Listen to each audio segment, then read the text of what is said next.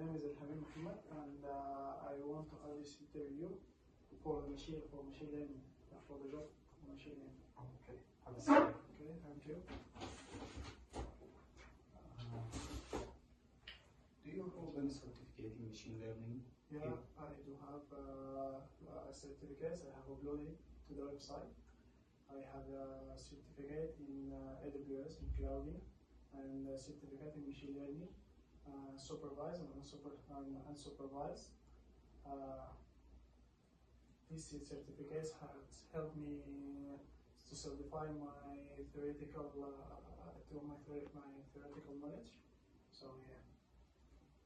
Which machine learning framework have you worked with? I have worked with plenty of frameworks. I have worked with TensorFlow, but the one that I really like working with is PyTorch. It's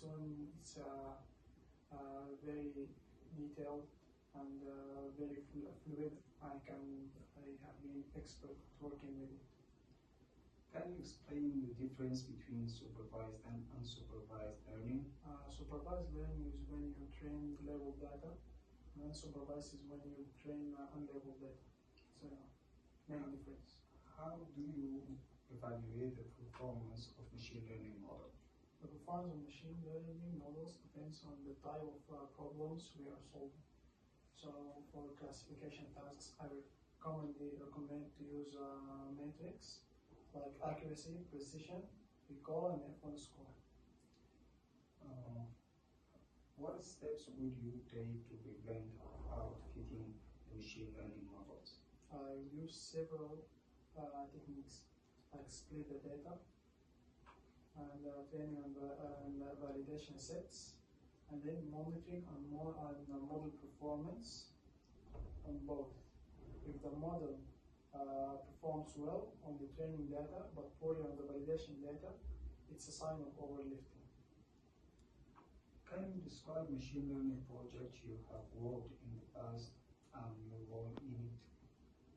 In one of my recent projects, I have developed a predictive maintenance model for an industrial client. The goal was to predict machine failures based on sensor data.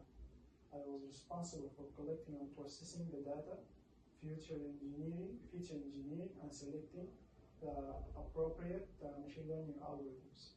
We used random forest and gradient boosting methods and deployed the model to provide real-time prediction to potential failures. This reduced downtime by 20%. I worked closely with a team of data engineers and domain experts to ensure that the model was both accurate and interpretable. How would you handle missing or incomplete data in machine learning project? Okay, first I would handle the extent and type of missing data. If the missing data is small and random, I might consider simply removing the affected rows.